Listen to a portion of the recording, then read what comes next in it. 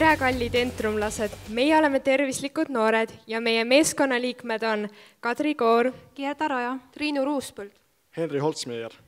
Me oleme kõik pärit eri Lõuna-Eesti piirkondadest ning seetõttu oleme pidanud suhtlema põhiliselt interneti vahendusel. Projekt Tervislikud noored on meie kõigi jaoks esimene suurem ettevõtmine. Projekti eesmärk arendada tervislikke eluviise sai selgeks juba meeskonda luues, kuid lõplik idee kujunes välja Entrumi 3. sessioonil. Leiame, et tervislikke eluviise on hea tutvustada läbi harivate ja mitmekülgsete töötubade ning selleks olemegi eesmärgiks võtnud korraldada tervisepäevi. Projekti tegevus on suunatud kõigile enda tervisest hoolivatele inimestele. Pakume osalejale võimalust saada uusi teadmisi ja kogemusi, aga ka veeta toredalt aega sõprade või pereseltsis. Tervisepäeva toimumiseks oli vaja palju suhelda ja kirjutada. See esimene tervisepäev toimus 17. märtsil Põltsamaal, kuhu tuli osaleja kokku 36, kes olid vanuses 5–60 eluaastat. Osaleti 5 õpitoas, milleks olid narko, matka, toitumise, tervise ja Slackline'i töötoad. Projekti eelarve kokku oli 890 €. Meie olulisemad partnerid olid kõik meie töötubade juhendajad ja osalejad.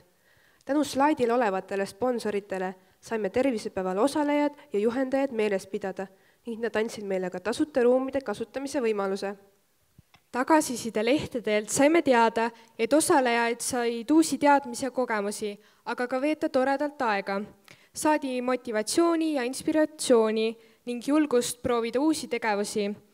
Töötubade läbiviijad jäid päevaga rahule, arvasid, et osalejaid oli piisavalt ja kiitsid korraldajaid.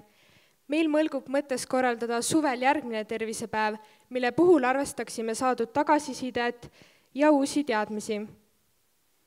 Meie projektil on muidugi Facebooki lehekülg, kus praeguse seisuga on 200 jälgijat.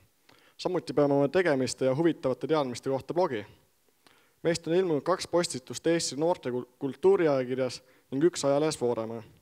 Tervisepäeva reklaamisime Põltsamaa Gümnaasiumi kooliraadios ning ajalehes Valli uudised.